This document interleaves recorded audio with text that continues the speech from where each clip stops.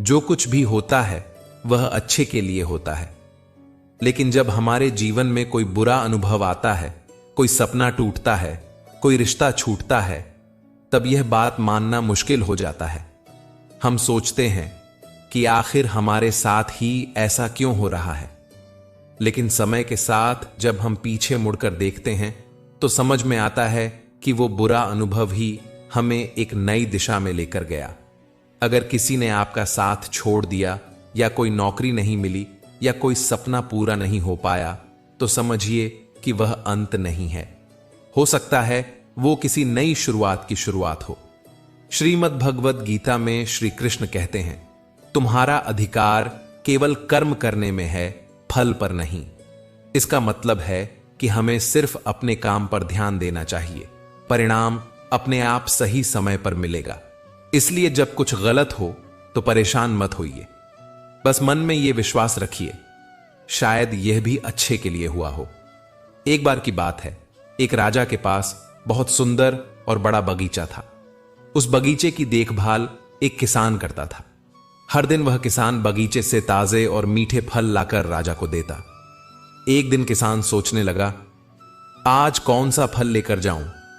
बगीचे में नारियल, सेब, अमरूद, अंगूर सभी तैयार थे, पर न जाने क्यों उस दिन उसने सिर्फ अंगूर चुने और उन्हें लेकर महल की ओर चल पड़ा। राजा उस दिन बहुत क्रोधित था। जैसे ही किसान ने अंगूर की टोकरी राजा को दी, राजा ने गुस्से में एक एक अंगूर खाकर बाकी अंगूर किसान पर फेंकने शुरू कर दिए। पर किसान हर बार मुस्कुराता और कहता, ईश्वर बहुत दयालु है।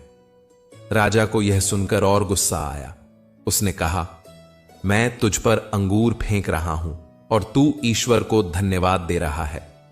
किसान मुस्कुराया और बोला, महाराज, सोचिए अगर मैं नारियल, सेब या अमरूद लेकर आता और आपने गुस्से में वही फेंके होते तो मेरी जान ही चली जाती।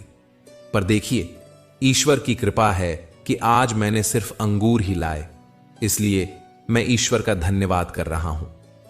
इस छोटी सी कहानी से हमें एक बड़ी सीख मिलती है।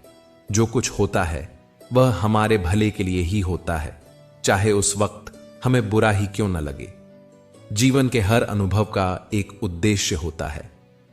कभी जो हमें नुकसान लगता है वही कल को हमारे लिए वरदान बन जाता है।